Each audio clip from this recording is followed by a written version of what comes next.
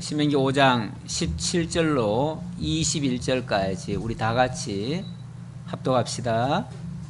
살인하지 말지니라, 간음하지 말지니라, 도둑질하지 말지니라, 내 이웃에 대하여 거짓 증거하지 말지니라, 내 이웃의 아내를 탐내지 말지니라, 내 이웃의 집이나 그의 밭이나 그의 남종이나 그의 여종이나 그의 소나 그의 나귀나 내 이웃의 모든 소유를 탐내지 말지니라. 아멘. 말지니라, 말지니라, 말지니라. 이 말지니라를 사람들이 그냥 말라로 이해를 합니다. 말라. 하지 말라. 하라, 하지 말라. 이렇게 이해를 해버리는데, 그렇게 해버리면은, 그 행위를 하는 주체가 나가 되는 거죠. 내가 할 수도 있고 안 할 수도 있고 내 의지에 따라서 할 수도 있고 못 할 수도 있는 것처럼, 이렇게, 그러니까 주도권이 인간에게 있는 거죠. 하나님은 명령하는 자고 인간은 그것을 지켜야 되는 자지요.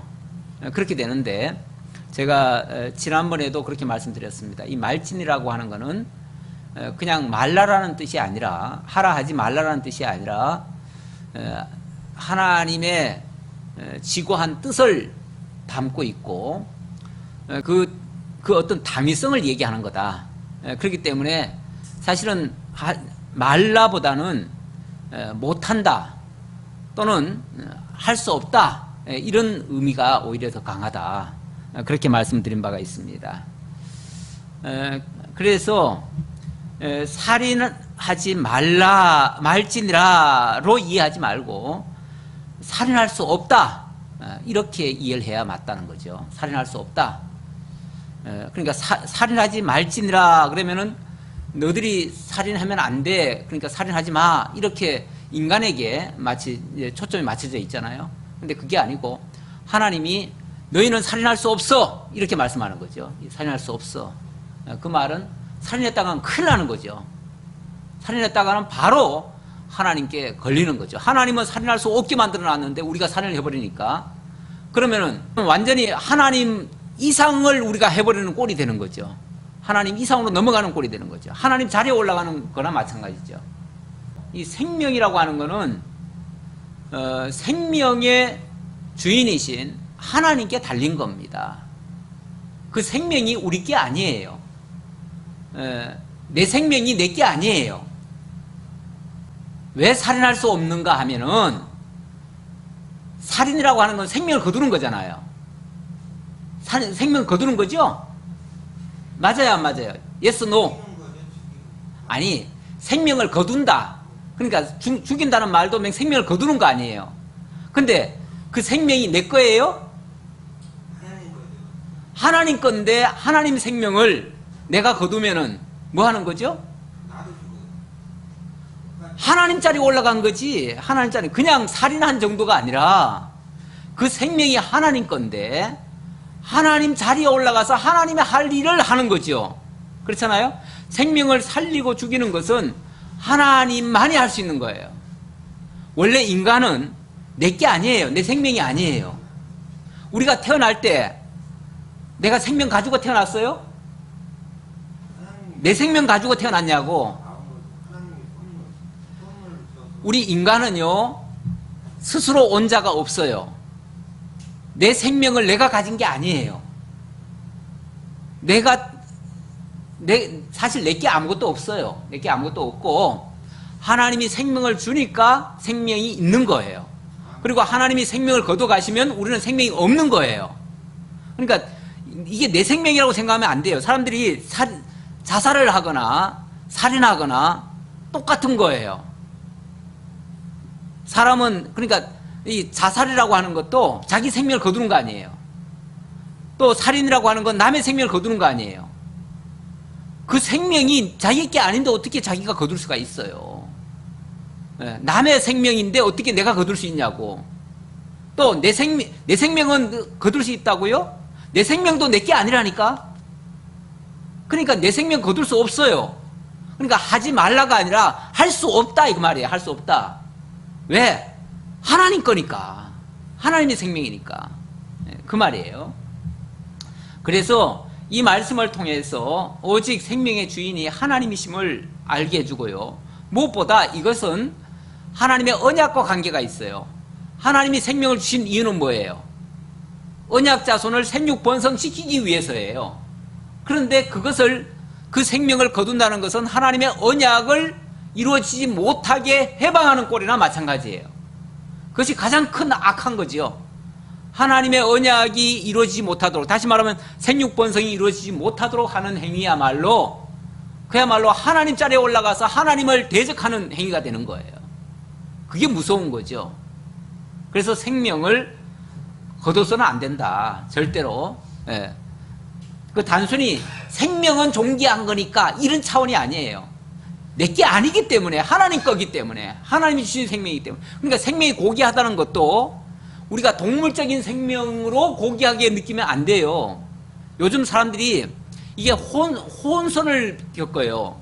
요즘 자꾸 동물을 너무 사랑하는 나머지 동물을 무슨 뭐 반려견이니 반려묘니 뭐 이렇게 얘기하면서 마치 동물이 우리 인간하고 똑같은 것처럼 자꾸 생각을 하는데, 그 반려라는 말은 참 안 좋은 말입니다. 그게 원래 반려라는 말은 뭐죠? 여생을 같이 한다는 말이잖아요. 함께 생명을 같이 한다는 얘기 아니에요. 예. 나와 생명을 같이 하는 걸 반려라고 그래요. 자, 그러면은 내 반려자, 그러면은 내 반려자가 누구죠? 그렇죠. 나의 부인이나 남편. 그 사람은 죽을 때까지 같이 가는 사람이에요. 예. 할 수만 있으면 같이 죽어야지. 그때까지 우리가 같이 가는 사람을 반려자다, 그렇게 얘기를 하는데, 아니 개를 보고 반려자래, 반려견이래. 그럼 뭐가 되는 거죠? 그 개하고 생명을 같이 하겠다는 얘기 아니에요. 그런 의미에서 그렇게 개한테 반려자를 붙이면 안 되는 거예요, 절대. 예. 그냥 애견 정도는 돼요. 애견이라는 거는 내가 좀 좋아한다, 또는 내가 사랑한다, 그래서 내가 아낀다, 뭐 그런 차원에서는 가능해요. 그러나 반려라는 말을 함부로 쓰면 안 돼요. 반려라고 하는 거는 그 생명이 나와 똑같은 개념으로, 나와 같이 존귀한, 그래서 그 함께 할 수 있는, 생명을 함께 할 수 있는 그런 대상이에요. 그거는 정말 이 인간의 생명이라고 하는 것, 특히 하나님이 주신 생명, 하나님이 우리에게 당신의 백성으로 삼아주신 생명, 그 생명이 너무 고귀한 거예요. 그런 의미에서 그 생명을 존귀하게 여기고 그 생명이 귀하다는 거지. 아니 뭐 동물 같은 걸 마치 인간처럼 취급해가지고 그렇게 귀하게 여기는 거는 인간을 오히려 동물처럼 수준으로 끌어내리는 결과밖에 안 돼요. 그거는 오히려 잘못된 행위예요. 네. 어쨌든 이 생명은 하나님께로부터 주어졌기 때문에 고귀하다는 것이고, 무엇보다 지금 이스라엘 백성들을 하나님이 애굽 땅 종되었던 집에서 이끌어내가지고 생육번성시켜서 하나님의 나라 백성으로 지금 삼으시려고 만들어가는 중인데, 만약에 살인이 일어나면, 생명을 거두는 일이 일어나면, 임의적으로 그렇게 되어지면 하나님의 그 역사를 거부하는 행위가 되고요, 하나님이 자유케 한 걸 갖다가 스스로 그 생명을 없애버리는, 그래가지고 하나님이 역사하신 그 모든 행위를 제거하는 행위가 돼요. 그래서 굉장히 이거는 큰 죄악이 되는 거예요. 그래서 못한다고, 할 수 없다고 이렇게 단을 해버리는 거예요. 그렇게 하고, 그런데 사람은요, 또 어떤 착각을 했냐면, 대부분의 사람들이 실제 사람을 죽이지만 않으면은 살인이 아니라고 생각을 했어요. 그렇죠? 그래가지고 실제로 뭐 사람들은 막 미워하고 죽일 듯이 그렇게 생각하면서도 자기들은 제6계명을 다 지킨 것처럼 자고한 사람들이 있었어요. 예수님 당시에 그 바리새인들과 서기관들이 그런 짓을 했어요. 그들이 걸핏하면 사람들을 미워하고, 심지어는 예수를 죽이려고 하고 예수님의 제자들을 미워하고 그런 짓을 했거든요. 그러면서도 자기들은 율법을 다 지킨 양 이렇게 자고를 했어요. 그래서 예수님이 그들을 가리켜서, 그들을 향해서 너희가 살인하지 말라는 계명을 들었지만, 율법에서 들었지만 나는 너희에게 말한다 하면서 형제를 향하여 라가라 하는 자도 이미 살인하였느니라. 형제를 향하여 미워만 해도 이미 살인하였느니라. 이렇게 얘기를 해요. 이거는 그 율법의 근본 의도는 살인하지 못하도록 하는 이야기지만, 이 살인이라는 게 원래 곧바로 살인이 됩니까? 살인이라는 게 갑자기 살인을 합니까? 물론 뭐 불의의 사고로 생명을 잃는 경우도 있지만, 그 불의의 사고하고는 살인은 개념이 달라요. 이 살인이나 자살이나 이런 것들은 어찌 보면 계획적이고 의도적인 거예요. 그런데 그것은 한순간에 일어나는 게 아니고요. 어디서부터 나오냐면 미워하는 데부터 이미 시작이 돼요. 그래서 미워하거나 또 미워하는 게 막 심한 욕설로 또 나오기도 해요. 이렇게 하면은 그게 이제 살인의 전 단계예요. 그래서 예수님은 이미 마음속으로 그런 생각을 가졌으면은 이미 살인한 것과 같다 그래요. 그래서 이 계명에서는 살인하지 말지니라 라고 얘기를 했지만은 실제로는 마음속으로 이미 미워만 해도, 그러니까 명문화된 살인하지 않았더라도 이미 마음속으로 생각만 해도 이미 살인한 거다 마찬가지다 그런 얘기예요. 그렇다면 과연 인간 중에서 살인하지 않을 자가 있겠는가? 이 생각을 해봐야죠. 과연 살인하지 않고 난 미워하지도 않고 욕설도 한번 안 하고 정말 원수가 나를 때려도 뺨 갖다 들이대면서 그를 사랑하고 이렇게 했는가? 그렇게 못했다면 뭐가 되는 거죠? 살인한 거랑 마찬가지죠.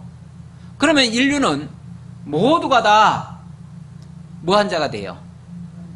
살인한 자가 돼요. 살인한 자가 돼요. 살인한 자는 근본적으로 용서받을 수가 없는 상태가 되어버려요. 그래서 다 죄인이 되어버렸는데, 다행스럽게도 우리 주님께서 우리를 위해서 그 무서운 그 살인죄로 원수가 되었던 우리까지도 미워하지 아니하시고 우리를 대속해서 당신이 죽으셔요. 그 값을 치러주셔요. 우리가 살인죄 저지른 그 죄값을 치러주셔요. 그리고 우리를 용서해 주시고 오히려 사랑해 주셔요. 그 사실을 깨달은 자만이 이제 뭐 할 수 있어요? 아, 주님께서 우리를 이렇게 원수 같은 우리도 사랑하셨구나. 그렇다면 우리가 어떻게 사랑하지 않겠느냐 하면서 형제를 용서해 주고 형제를 품어줄 수 있는 그런 상태로 만들어져 가요. 이거는 그렇게 하라 했기 때문에 지키는 게 아니고 그 사실을 깨달은 자는 그렇게 할 수 있다 그 말이죠. 그러니까 이렇게 나도 형제를 사랑할 수 있는 거는 그 사랑을 받았다는 걸 기억할 때에 가능해진다 그 말이에요. 그래서 주님께서 우리로 하여금 결국 사랑하게 만들어 가신다라는 말씀이 되는 거예요. 결론적으로 말하면. 그러니까 살인하지 말지니라. 그러니까 너희는 살인할 수 없다라고 말을 했지만 결국은 우리로 하여금 살인하지 않도록 서로 사랑하도록 만들어 가신다라는 뜻이에요. 지난번에 제가 이 계명은 곧 언약이라고 그랬죠. 언약이란 말은 미래에 하나님이 우리를 통해서 이루실 내용이란 얘기예요. 그렇다면 물론 그 언약의 주체는 그리스도시고 그리스도께서 이루신 것을 우리는 어찌 보면 닮아가는 형식이죠. 우리가 직접 그것을 다 이룬다는 게 아니라 그리스도를 통해서 이루어진다 그 말이에요. 그래서 그리스도를 통해서 우리에게 사랑을 깨닫게 하고 그 사랑을 우리도 할 수 있도록 만든다는 거죠. 그래서 이 살인하지 말지니라는 말은 굉장히 무서운 말씀이지만 그건 결국 우리로 하여금 사랑하게 하신다는 얘기예요. 결론적으로 말하면. 자, 그 다음 간음하지 말지니라. 이 제7계명인데요. 이 제7계명에 대해서도 마찬가지예요. 예수님께서는 이 명문화된 간음, 그것만을 간음이라고 하는 것이 아니라 이미 음욕을 품는 자마다 이미 간음하였다라고 정의를 하셨어요. 그리고 야고보 사도는 또 그런 말을 했어요. 4장 4절에서 야고보서 4장 4절에서 세상과 벗된 간음하는 여자들이라고 이렇게 표현을 했어요. 세상과 벗되는 것이 간음하는 여자들이다. 다시 말하면 이 세상을 사랑하고 세상에 빠져 있다면 그 자체가 바로 간음하는 여자와 같다, 그 얘기예요. 원래 간음이라는 의미가 그 본 남편과 사는 거는 간음 행위가 아니죠. 그런데 만약에 본 남편이 있는데 다른 남편을 따라가면은 그건 간음이 되는 거죠. 근데 하나님이 우리를 당신의 아내처럼, 호세아에서 보면 내가 이스라엘 백성들에게 장가 들었다, 이런 표현도 해요. 마치 당신의 백성들을, 그래서 때로는 당신의 자녀라고도 하지만 당신의 아내처럼 자기 백성들을 그렇게 인정하기도 해요. 그런데 당신이 그렇게 사랑하셔서 당신의 자녀로, 당신의 아내로 이렇게 인정을 하고 사랑해 주셨는데 그 백성들이 자기를 싫어해요. 그리고 자기를 버리고 다른 우상을 따라가요. 그럼 그게 뭐예요? 그게 간음 행위라고 말이죠.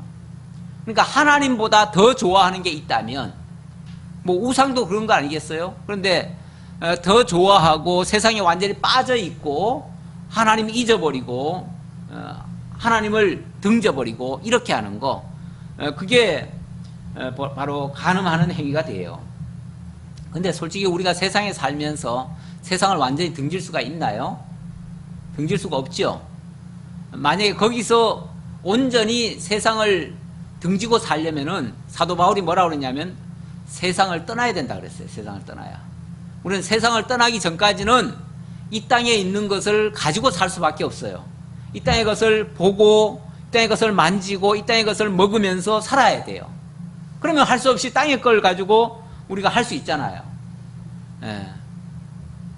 근데 이걸 무조건 다 취하지 말라, 하지 말라가 아니라 사실은 우리가 하나님을 사랑하기 위해서 하는 일들은 다 가능하지요. 다시 말하면 하나님이 당신을 섬기고 당신을 따르고 당신을 믿고 당신과 함께 살기 위해서 당신이 베풀어 준 거는 우리가 다 누릴 수 있어요. 그런데 그것이 아닌 다른 것들을 추구하느라 하나님을 등지고 멀리하는 것은, 그거는 간음하는 행위와 마찬가지죠. 물론 육적 간음도 마찬가지고요. 그것도 다 같은 범주에 들어가는 얘기고요. 저는 그보다 더 심각한 것이 이 영적인 간음이기 때문에 그 부분을 내가 강조해 드리는 거예요. 그런데 우리 주님께서 이 땅에 육신을 입고 이 땅에 오셨지만은 항상 그 성령이 충만한 상태에 있을 때 있음으로써 육체의 어떠한 소욕도 다 이겨내셨어요. 마찬가지로 그거는 이제 우리에게 보여주신 거죠. 우리도 성령이 충만할 때에는 세상의 미련을 버리고 하나님만을 향하게 될 수 있다는 얘기예요.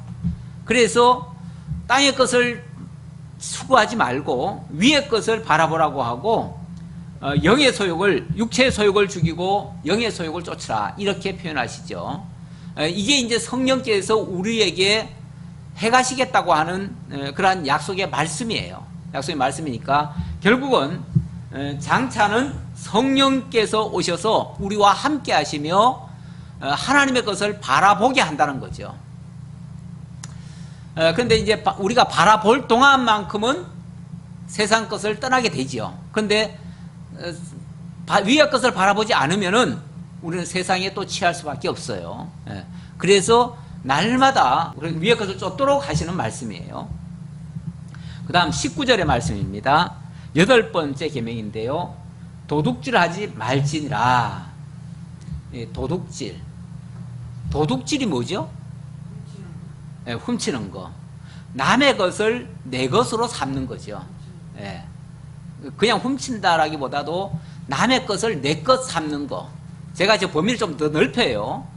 왜냐하면 자꾸 도둑질 하지 말라니까 남의 것만 안 훔치면 난 도둑질 안 했다라고 생각을 해요. 근데 남의 것을 훔치지 않더라도 내 것이라고 생각하는 것도 사실은 도둑질이 될 수 있어요. 우리 집에 거 훔치면 도둑질 안 되죠. 집에 있는 거는 다 내 거죠.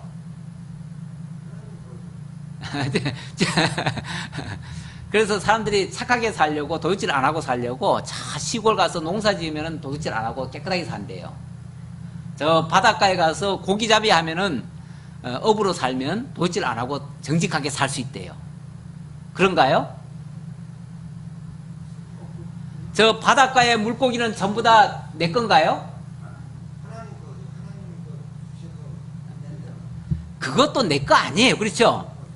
사실은 저 들판에 있는 것도 곡식도 다 내 거 아니에요. 그럼 내가 심었으니까 내 거죠. 내가 심어도요, 위에서 비 내려주지 않고요, 그 생명이 싹 트도록 움트게 해주고 그 모든 조건 동원해주지 않으면 생명 안 돼요. 내 거 안 돼요. 그래가지고 나중에 물론 수확을 하면은 이제 그때 비로소 내 것이 되는데, 하나님이 주셔서 내 거 된 거죠. 하나님이 주시기 전까지는 내 거 아니에요. 바닷가에서 물고기 잡으면은 다 내 거라고 생각하지만 바닷가의 물고기도 원래 내 거예요? 아니 그거 주인 없는 무주공산이라고 해가지고 누구나 막 취하면 된다고 생각해요? 그것도 엄밀하게 말하면 다 하나님 거예요. 하나님 건데, 물론 하나님이 잡아 먹으라고 했으니까 잡아 먹을 수는 있어요. 그러나 내 거라고 생각하면 사실은 하나님 거지요, 원래. 사실 무엇도요, 내 것이 없어요. 아까도 제가 생명도 내 거 아니라고 그랬는데, 생명뿐 아니라 내가 가지고 있는 모든 것 내 거 아니에요. 엄밀하게 말하면. 왜? 내가 이 세상에 태어날 때 뭘 가지고 왔습니까? 가지고 온 적 없어요. 나 빈손으로 왔어요. 빈손으로 왔는데 지금 이만큼 가졌어요. 그러면은 누군가 주어서 내 거 된 거지, 내가 원래 가지고 있던 내 게 아니잖아요. 그렇죠? 그러면 누군가 주어서 내 것이 되었고, 이제 거기다가 하나님이, 쉽게 말하면 다 하나님이 주셔서 내 거 된 거예요. 주셔서 됐고, 또 하나님이 그것을 경계선을 그어줬어요. 그래서 여기서 여기까지는 네가 가지고 누려라. 하나님이 누리라고 주신 거예요. 누리라고 주신 거. 그러면 누리면 돼요. 그러면 누리면서 하나님 것을 하나님이 이렇게 주셔서 누리게 하시니 감사합니다. 이렇게 하면은 정말 정직하게 깨달은 거예요. 근데 이건 내 거야! 라고 하면은, 그 하나님 것을 지금 하나님이 누리라고 준 거지, 네 거라고 준 건 아니잖아요. 네 소유하라고 준 건 아니잖아요. 그렇죠? 그런데 남의 것을 내 것으로 삼는 그 자체가 아까 뭐라고 그랬어요, 제가? 도둑이라고 그랬죠? 그렇다면 하나님의 것을 내 것이라고 생각하는 그 자체도 뭐예요? 다 도둑이에요. 다 도둑이거나, 또 하나님이 주신 거 이상을 또 더 취하려고 하는 경우도 있어요. 그걸 이제 흔히 욕심이라고 그러는데, 그게 도둑 심보지요. 남의 걸, 저 밖에 있는 거는 내 거 아니잖아요. 내 거 아니고 하나님이 다른 사람에게 경기를 그어놨잖아요. 그런데 그걸 내 거 삼으려고 했으니까 그 자체가 도둑 심보 아니에요? 이렇게 말하면은 이제 아무것도 취할 게 없네. 아무것도 내 것도 없고. 맞아요. 근데 하나님이 주셔서 취할 수는 있어요. 주신 것은 누릴 수는 있어요. 그거는 감사함으로 받으면 돼요. 그러면은 그거는 정말 하나님이 주신 것을 감사함으로 받고, 그 중에서 우리가 10분의 1이라고 하는 걸 이제 구약시대 때는, 그래서 하나님은 원래는 다 내 거라고 그러죠. 다 내 거. 다 내 거라고 하시면서 그 중에 10분의 1을 뭐 하라고 합니까? 11조를 하라고 했지요. 11조 하라는 이유는 뭐냐면요, 다 지 건 줄 아니까. 지 거라는 거를 못하게 하려고, 하나님의 거야. 하나님의 거를 뭐하게? 기억하게 하려고. 기억하게 하려고 10분의 1을 하나님께 다시 돌려. 그 말이에요. 그거는 자기 거라는 그 욕심을 없애고 착각을 빼버리게 하기 위해서 하나님이 그렇게 말씀하신 거죠. 예. 그렇게까지 하셨는데, 어쨌든 이 세상 것에다가 목적을 두고 그걸 내 것인 양 생각하거나, 또 또 하나님이 주신 것을 잊어버리거나 또 하나님이 주시지 않은 것까지 취하려고 한다면 그 자체가 바로 도둑이 될 수가 있어요. 그래서 이 말씀은 철저하게 하나님을 주인으로 인정하라는 것과 또 하나님이 우리에게 맡기신 것은 우리를 청지기로 삼았다는 거. 청지기로 삼았다는 거. 청지기라고 하는 거는 그걸 잘 유지하고 하나님의 선한 일에 사용하고 하나님의 뜻대로 사용하는 거. 그게 청지기적인 삶이죠. 우리로 하여금 청지기적인 삶을 살게 하시려고 하나님이 이 말씀을 하신 거예요. 이스라엘 백성들도 솔직히 이스라엘 백성들이 애굽 땅에서 나와가지고 약속의 땅 가나안 들어갔습니다. 들어가고 나면 가나안 땅이 자기네들이 농사 지은 겁니까? 자기네들이 집 지은 집입니까? 아니, 자기네들이 뺏은 것도 아니야. 하나님이 그것들을 취하여서 주신 거죠. 나눠주신 거예요. 나눠주시고 그리고 다 경계석을 주셨어요. 그래서 각 나라마다 각 지파마다 기업을 주시고 각 자손들별로 다 기업을 주었어요. 기업을 주고 그 기업의 지계표를 넘지 말라고 했어요. 그런데 그 지계표를 간혹 넘지요. 넘으면 그 자체가 도둑이 되는 거죠. 그러니까 하나님이 분정한 거 외에 더 취하려고 하면 그 자체가 도둑이라는 거예요. 그리고 보면 우리는 다 하나님이 주셔서 누리고 살고 있어요. 그래서 그걸 인정하는 것이 자족하는 삶이에요. 이 자족하는 자들이 행복감을 느껴요. 그런데 자족하지 못하면요, 뭔가 부족함을 느끼죠. 부족함을 느끼면 항상 배고프다고 말을 하고, 항상 배고픈 자는 뭐예요? 더 취하려고 해야죠. 남의 것을 취하려고 해야죠. 남의 거라도 내 것 삼아야죠. 그런 사람은요, 항상 부족하기 때문에 항상 불행해요. 부족한 자는 만족함이 없어요. 만족함이 없으면 불행한 자예요. 네. 우리가 이렇게 자족할 줄 알고 청직인 줄 알고 하나님을 주인 삼고 하나님이 주신 것을 가지고 누리는 삶이면요, 그것이 적든 많든 상관이 없어요. 하나님 필요한 만큼 주셨다고 생각하니까 그걸로 만족하면 그게 행복한 삶이에요. 우리가 하나님 앞에서 그런 자세로 살아가는 것이 도둑질하지 아니하는 삶이에요. 그 다음 9번째 계명입니다. 거짓 증거하지 말지니라. 내 이웃에 대하여 거짓 증거하지 말지니라. 사람들은 기본적으로 자기중심적으로 살아가요. 자기중심적으로 살아가기 때문에 이런 말이 있어요. 불의에 대해서는 눈을 잘 감지만은 불이익 앞에는 눈을 불하려 해요. 그렇죠? 불이익은 절대로 양보 안 해요. 그러니까 내 손해보는 짓은 절대 안 한다 그 말이죠. 남이 뭐 손해보고 남이 뭐 죽고 망하는 거는 그거는 내 알 바 아니에요.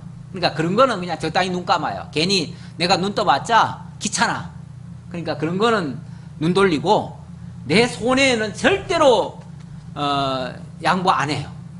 그리고 누군가 나한테 조금이라도 손해 끼치려고 한다면 무슨 수를 써서라도 그걸 방어하려고 해요. 그러다 보니까 때로는 변명도 하고 또 뭐 항의도 하고 또 심지어는 거짓말로 증거까지 해요.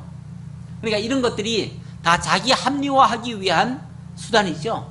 그리고 남을 공경에 빠뜨리거나 남을 모함하거나 남을 생각하지 않는 거죠. 남의 입장을 생각하는 게 아니라 내 이익을 위해서예요. 내 이익을 위해서 거짓 증거하고 이런 예가 참 많아요. 대표적으로는 이스라엘 백성들이 예수님을 십자가에 못 박았습니다. 왜요? 자기들한테 걸림돌이 돼요. 예수가 걸림돌이 돼요. 예수가 하는 일들이 자기네들이 이렇게 가고자 하는데 그걸 자꾸 막아요. 못 가게 해요. 그게 틀렸다고 자꾸 얘기를 해요. 그러니까 자기들한테 거북한 소리를 듣기 싫으니까 뭘 해요? 거짓 증거하는 거죠. 거짓 증거해가지고 저 인간이 스스로 메시아라고 했다. 그래서 참남하다. 그러면서 신성모독죄라는 죄명을 씌워가지고 예수를 결국은 십자가에 못 박아 죽였죠. 저 예수를 제거해야 우리가 편안할 것 같다. 이런 생각이죠. 자기들 이익 위해서 거짓 증거를 한 거죠. 이것이 가장 악한 일이죠. 그래서 예수님은 그들을 가리켜서 거짓말장이다 또는 독사의 자식들이다 이런 표현까지 썼는데, 이 독사, 뱀이죠. 옛뱀이 뭐 했어요? 거짓말했죠. 거짓말로 하와를 속이고 아담을 속여가지고 결국은 죄의 종이 되게 만들었어요. 그래서 이 거짓 증거하지 말라는 것은 결국 이 가장 큰 거짓은요, 예수가 그리스도라는 사실을 부인하는 거, 하나님이 여호와라는 사실을 부인하는 거, 이게 가장 큰 거짓이에요. 가장 큰 거짓 증거예요. 그걸 바르게 밝히는 것이 복음이에요. 복음. 그래서 이 거짓 증거하지 말라는 것은 결국은 우리로 하여금 참되신 하나님을 깨닫고 그 하나님이 보내주신 예수 그리스도를 믿고 그를 통해서 하나님을 올바로 증거하라는 얘기예요. 그 증거하는 것이 참된 복음을 증거하는 것이고, 그것에 따르지 않는 것이 거짓 증거하는 삶이에요.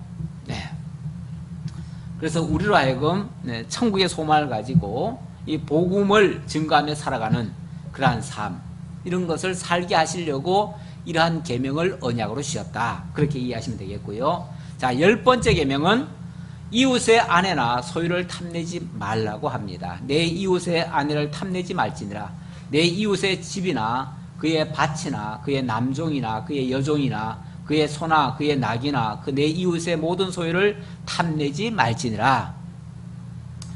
그러니까 같은 원리에서 나왔기 때문에 유사한 말씀이에요. 사실은 뭐 이게 절대로 다른 얘기가 아니에요. 이 제10계명이라고 해가지고 제6계명과 다른 게 아니고요, 제7계명과 다른 게 아니고요, 제8계명과도 다른 게 아니에요. 무엇보다도 하나님이 모든 만유의 주인이시고 하나님이 또 모든 것을 다 분정해 주셨어요. 그 중에서도 하나님이 생육 번성하는 일에 가장 중요한 핵심이 뭐냐면은 이 가정을 이루는 일이에요. 가정을 이루는 일. 하나님이 모든 만물을 다 지어놓고 맨 마지막에 뭘 지었어요? 사람을 지었어요. 사람을 짓고 그 사람은 중에서 갈빗대 하나를 뽑아가지고 또 뭘 만들었어요? 여자를 만들었어요. 그래서 여자와 남자를 같이 합하여 또 부부가 되게 했죠. 그렇게 해서 가정을 일구고 그 가정을 기준으로 해서 하나님이 약속된 복들을 허락해 주셨어요. 거기다가 모든 소유를 맡기셨어요. 그리고 생육 번성하라, 땅을 정복하라, 다스리라, 그 모든 것을 정복하고 다스리도록 하나님이 언약하셨어요. 그 말은 결국 그 아담과 하와를 통해서 가정을 이루고 그 가정이 이제 더 나아가서 하나님의 나라를 이루기까지 이렇게 만들어 가실 약속을 하셨다, 그 말이에요. 그 약속을 하셨는데 이걸 깨버리는 거죠.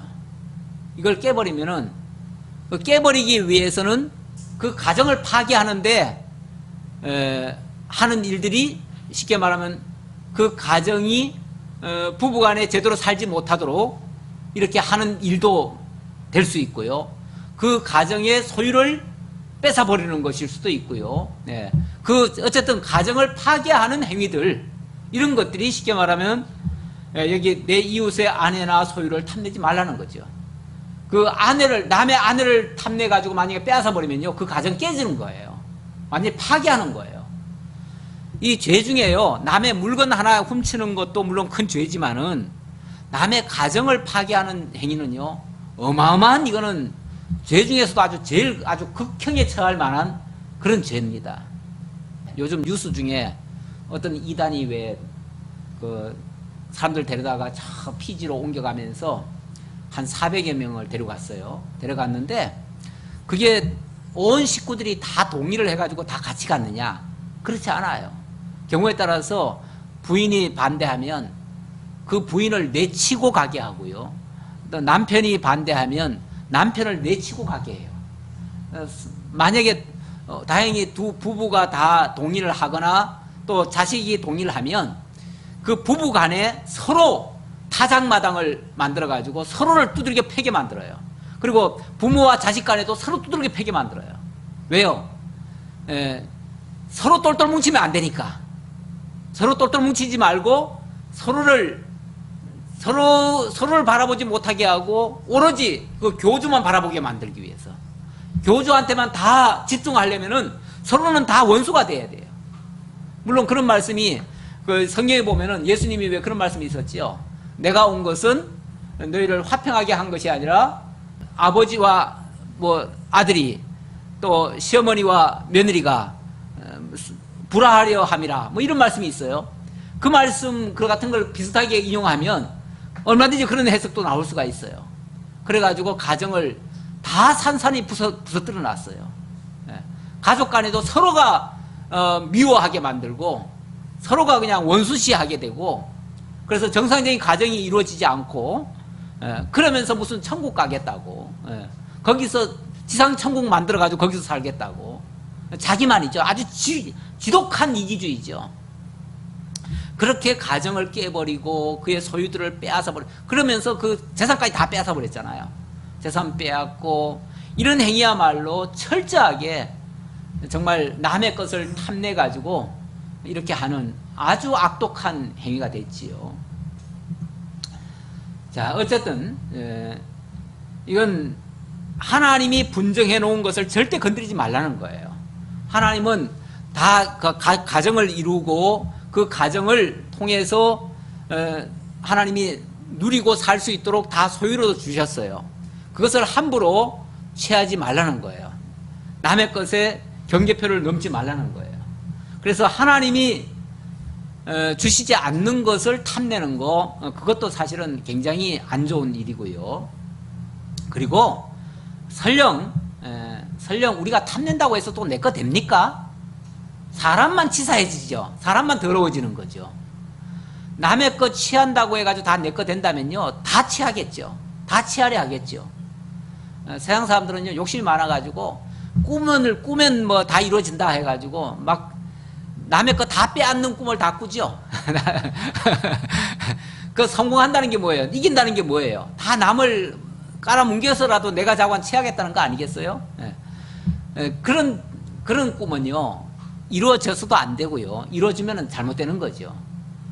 물론 성경에 보면은 하나님이 주신 비전이라는 게 있어요. 그건 꿈하고 달라요. 인간이 꾸는 꿈은요 욕심이에요. 근데 하나님이 주시는 비전은요 그건 하나님의 언약이에요. 그 언약은 우리들이 꿀 수 있어요. 하나님의 언약은 우리가 바라볼 수 있어요. 바라볼 수 있어요. 그러면 바라보면 그 언약은 반드시 이루어질 거예요. 그래서 우리가 비전을 바라보는 건 좋지만 그 비전은 하나님의 언약이니까 그걸 바라보는 건 좋지만 인간의 꿈을 꾸어가지고 그걸 바라보는 거는 욕심이에요. 욕심. 그리고 또 하나님이 주시기로 하면요 진짜 갈고리로 돈을 끌듯이 그렇게 끌게 하시는 경우도 있어요. 하나님 주셔서 주실 수는 있어요. 그렇게 주셔서 만약에 얻게 된다면 무조건 그러니까 부자라고 해서 잘못되는 건 아니에요. 하나님이 주셔서 얻는 거는 괜찮은 거예요. 그건 누릴 수 있고 그거는 하나님의 선한 일에 쓸 수 있고 하나님이 필요한 일에 얼마든지 주실 수 있어요. 뭐 성경에도 보면은 아브라함이나 그 많은 사람들이 다 부유하게 살았어요. 그건 하나님 주셔서 살게 하신 거예요. 그건 잘못된 게 아니에요. 그런데 욕심으로 얻는 것은 바람직하지 않다. 만약에 욕심이 아니라면요, 그것이 적든지 많든지 그거에 우리가 개의할 필요가 없어요. 적다고 해서 불행하고 많다고 해서 행복할 게 아니에요.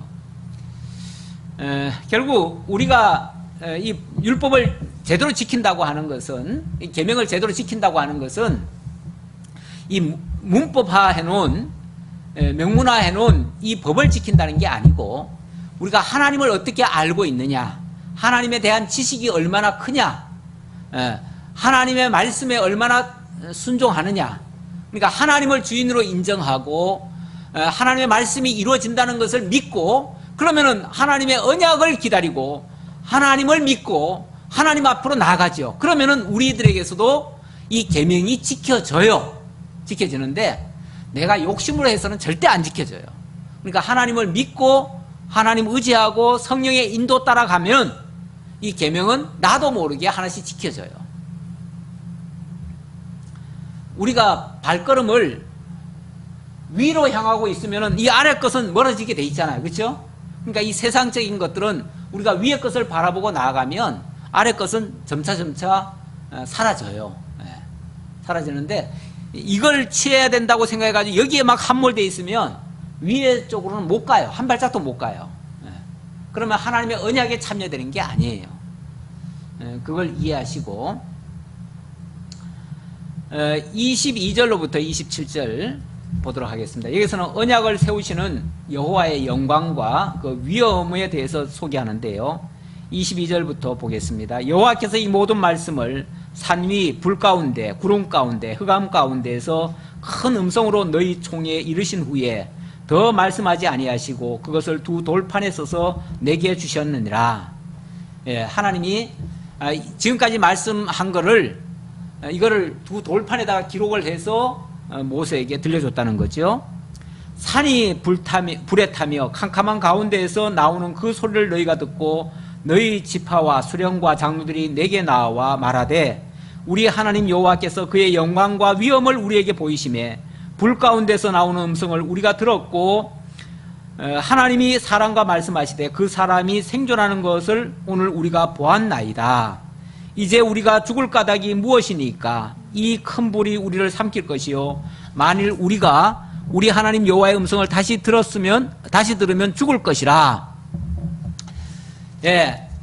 어쨌든 하나님이 이 말씀을 주실 때 나타난 그 하나님의 영광, 그 위엄, 정말 이거 대단했습니다.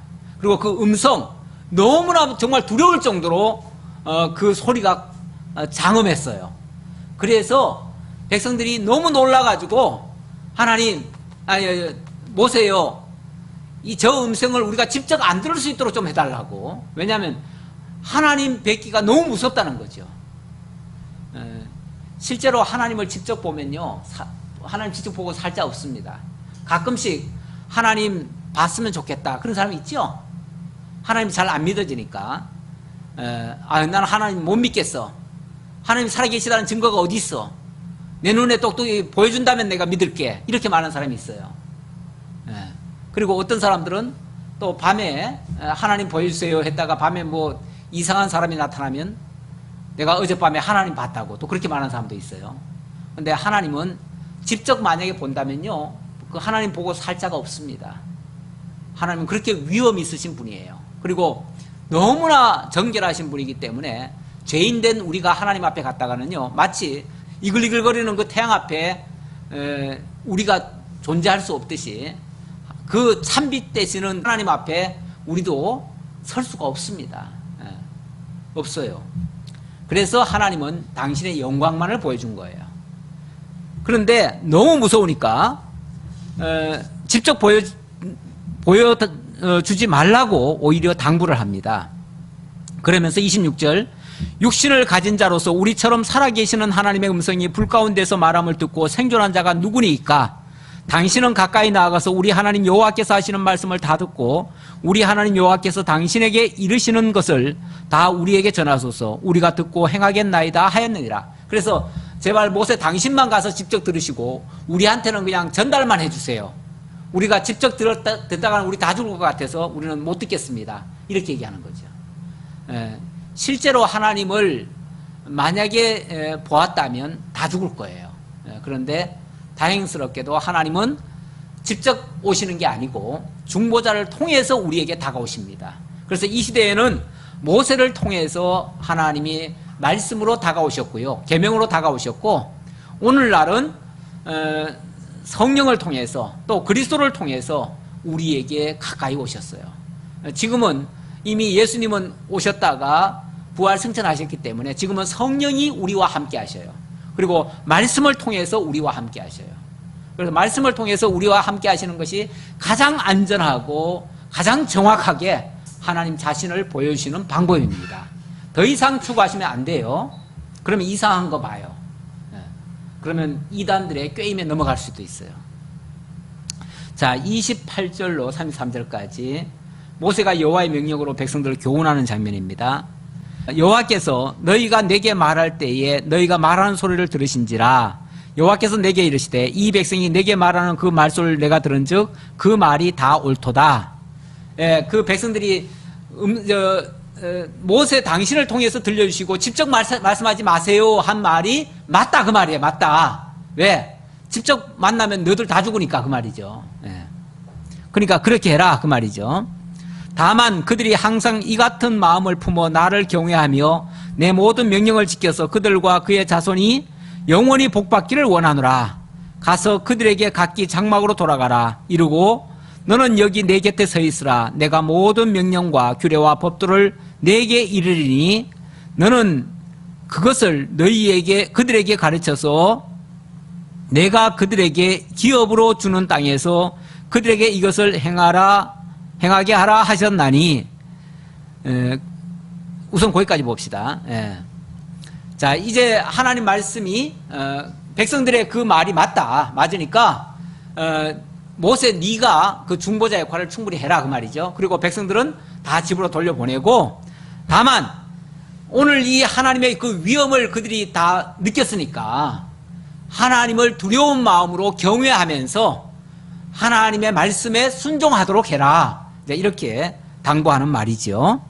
자, 그래 놓고 32절입니다. 그런즉 너희 하나님 여호와께서 너희에게 명령하신 대로 너희는 삼가 행하여 좌로나 우로나 치우치지 말고 너희 하나님 여호와께서 너희에게 명령하신 모든 도를 행하라. 그리하면 너희가 살 것이요 복이 너희에게 있을 것이며 너희가 차지한 땅에서 너희의 날이 길리라. 이 약속의 말씀대로 그들이 만약에 하나님을 두려워하며 하나님의 말씀을 기억하고, 그러니까 행한다는 개념보다는 이 말씀을 잊지 않고 기억하고, 그리고 하나님의 언약이 이루어지기를 기다리면서 그렇게 살아간다면 그 땅에서 오랫동안 살게 되겠죠. 하지만 만약에 이 말씀을 잊어버리고 잊어버리는 행동들이 여기저기서 나타나기 시작하면, 잊어버리는 행동들이 뭐냐면 안식일 범하고 막 살인하고 간음하고 남의 것을 빼앗고 막 이런 일들이 막 벌어지기 시작하죠. 그렇게 된다면 그건 하나님 잊어버린 행동들이에요. 하나님의 계명을 잊어버린 행동들이니까, 그렇게 되어진다면 하나님께서 그 잊어버린 걸 다시 깨닫게 하기 위해서는 그들을 그 땅에서 내쫓아버려야 돼요. 그리고 다시금 그들이 징계를 통해서 뭔가 회개하는 그 과정이 필요해요. 그래서 먼 나라 쫓겨가는 행위가 돼요. 그리고 한 가지 제가 아까 좀 설명을 안 드렸는데 31절 보면은요, 너는 여기 내 곁에 서 있으라. 내가 모든 명령과 규례와 법도를 내게 이르리니 그랬죠. 이 계명과 율례, 이걸 갖다가 명령이라고 했습니다. 모든 명령이라고 했고, 그 다음에 규례와 법도 이렇게 얘기했어요. 바로 율법이 계명과 율례, 규례와 법도 이렇게 나누어져 있음을 다시 한번 확인을 시켜주는 장면입니다.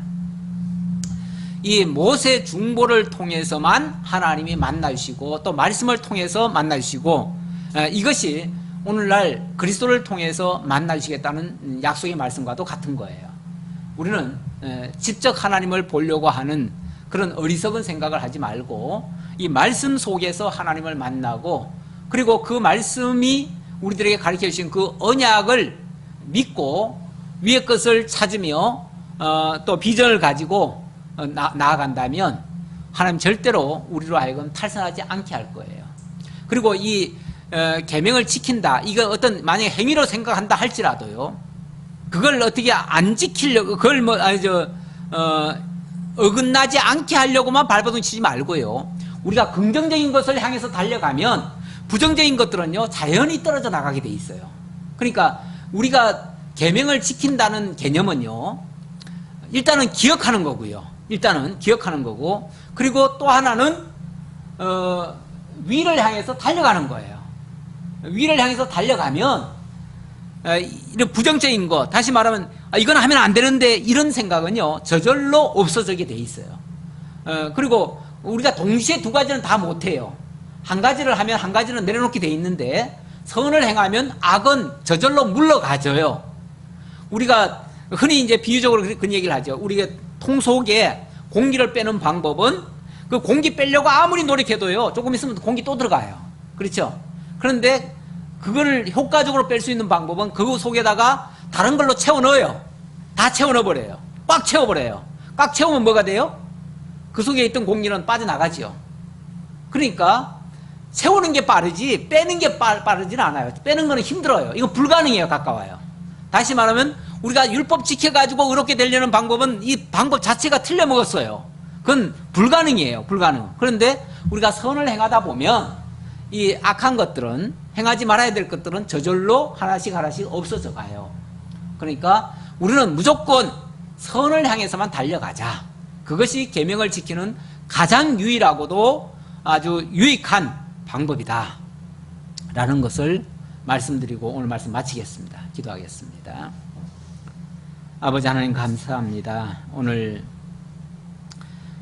신명기 5장을 통해서 계명의 내용과 그 계명이 어떻게 지켜지는지에 대한 구체적인 하나님의 언약과 그 성취의 내용까지를 살펴보았습니다. 아버지 하나님, 우리가 선을 향해 달려갈 때에 이 계명이 지켜지고 하나님의 뜻이 또 이루어진다는 것을 깨달았습니다. 아버지 하나님, 안 되는 일에 너무 힘쓰지 말고 되는 일로만 힘써 달려가는 저희들 다 될 수 있도록, 정말 지혜롭고 현명한 자들 다 될 수 있도록 함께해 주옵소서.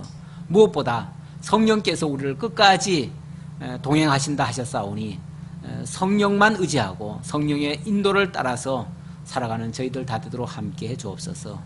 또 한 주간 살아갈 때에 주께서 함께 하심으로 승리하고 돌아올 수 있도록 함께해 주옵소서.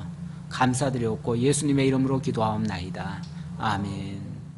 하늘에